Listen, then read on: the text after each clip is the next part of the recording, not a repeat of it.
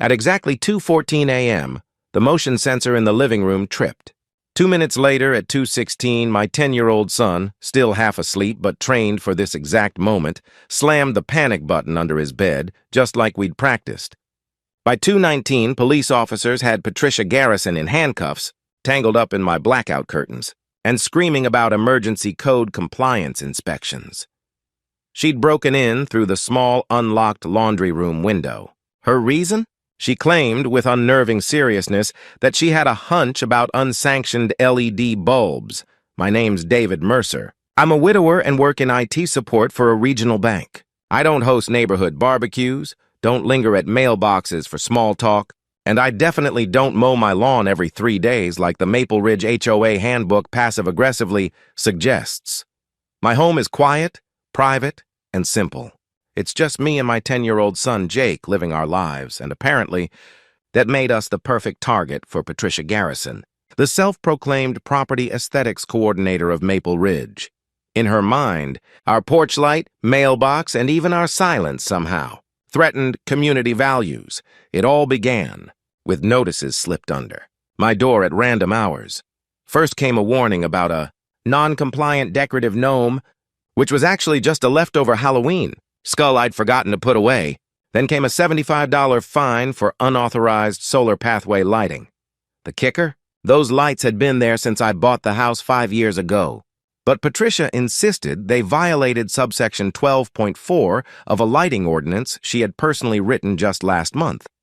She once rang my doorbell at 6:42 a.m. on a Saturday, lecturing me in her most indignant tone about what she called seasonally ambiguous wreaths.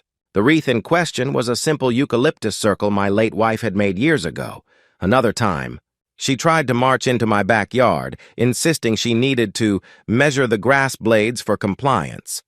When I told her to leave, she puffed up like a peacock and announced she'd return with proper documentation. Neighbors often spotted her crouched behind her hibiscus bushes, clutching a clipboard and binoculars, whispering frantically into a walkie-talkie she claimed was directly linked to code enforcement. Later, the actual code enforcement office confirmed they'd never heard of her and definitely hadn't issued her any kind of radio.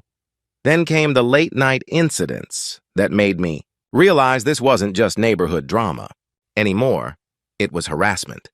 My trash cans started getting knocked over every Tuesday night, spilling garbage all over my driveway. My security camera cable was sliced clean through, likely with garden shears. That was my breaking point. I upgraded everything. Silent alarms on every door and window, infrared cameras with cloud backup, and, most importantly, kid-level panic buttons in Jake's room and the hallway. I taught him exactly what to do if anyone ever came into our home uninvited. Hit the button, lock the bedroom door, and hide in the closet. We practiced twice a week until it became instinct. Patricia's behavior only got worse after I refused to attend her so-called mandatory neighborhood beautification seminar.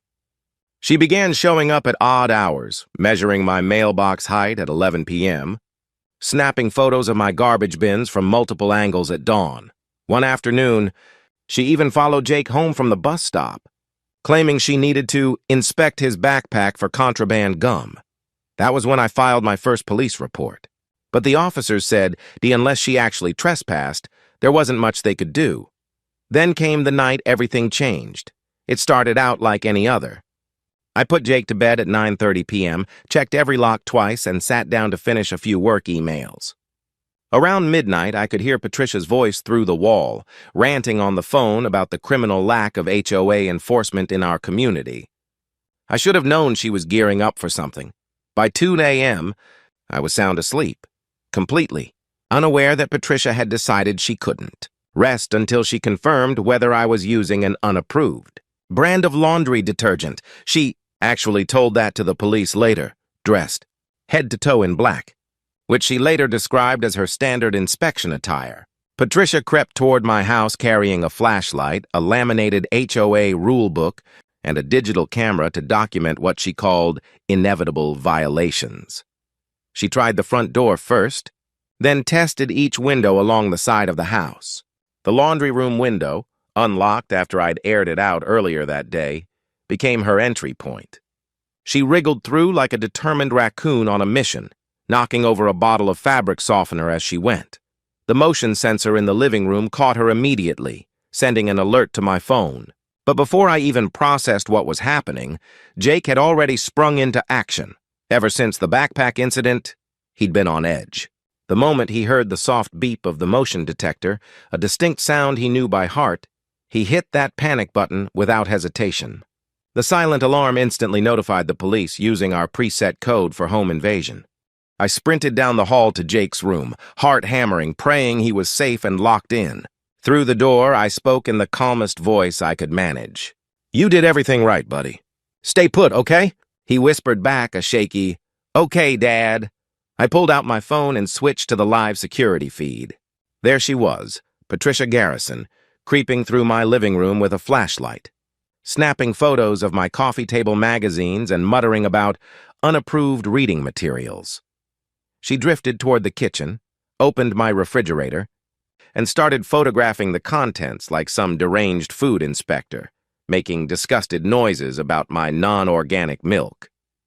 4 minutes and 12 seconds after the silent alarm had gone off, the police arrived. I unlocked the front door just in time for them to burst in, weapons drawn, shouting for the intruder to show herself. Patricia froze, then panicked. She darted behind my blackout curtains, only to get hopelessly tangled in the fabric. The officers yanked her free as she screamed at the top of her lungs that this was an emergency code compliance inspection and that she had full authority to be there. She even waved her laminated HOA rule book, like it was some kind of federal warrant. Once the officers realized she wasn't your average burglar, but an HOA board member gone rogue, they called for a supervisor and started taking statements. Patricia kept insisting she had implied consent to enter any property within HOA boundaries for inspection purposes. The senior officer, barely hiding his disbelief, explained that HOA rules don't override criminal law, and breaking and entering is still a felony, no matter how many bylaws she'd printed out. She argued, her voice shaking but defiant, that she was protecting property values and upholding neighborhood standards. When the dust settled, the investigation revealed this wasn't her first stunt.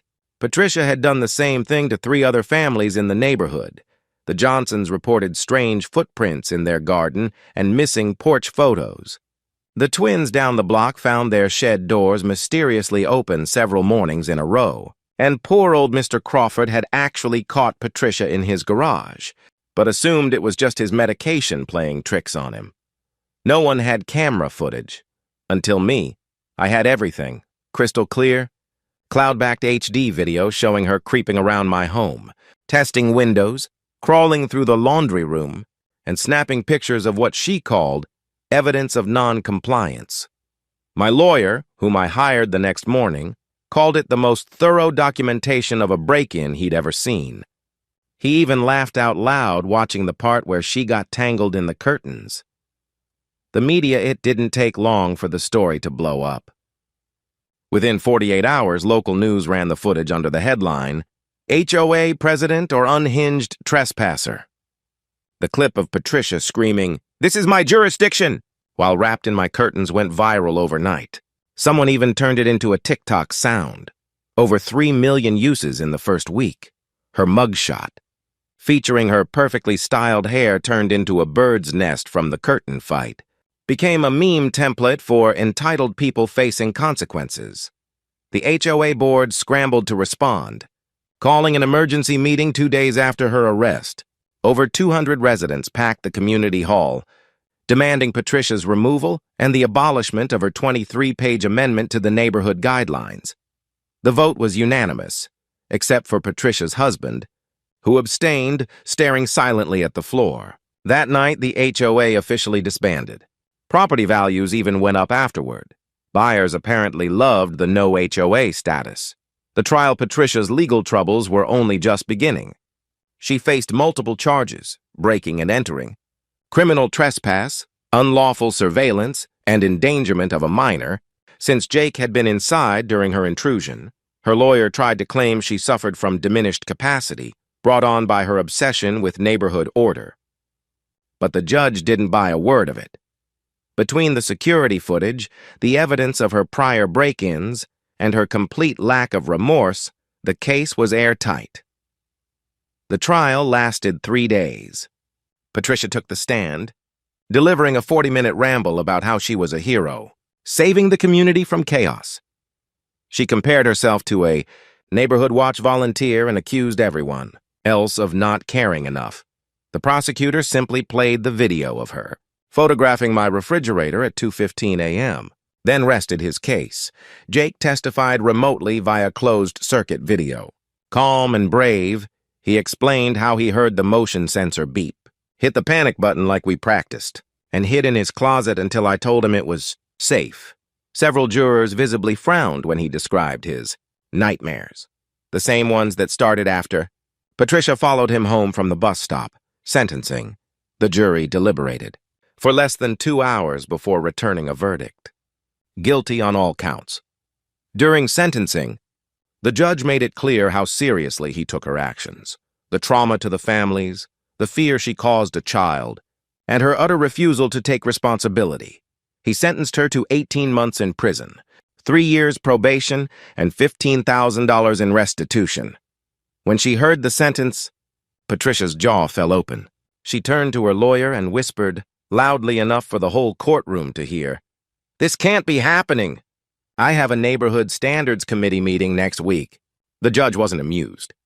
He added a permanent restraining order, banning her from coming within 500 feet of my home or Jake's school. Then came the final blow. She was forbidden for life from holding any position in any HOA, Neighborhood Association, or similar organization in the state.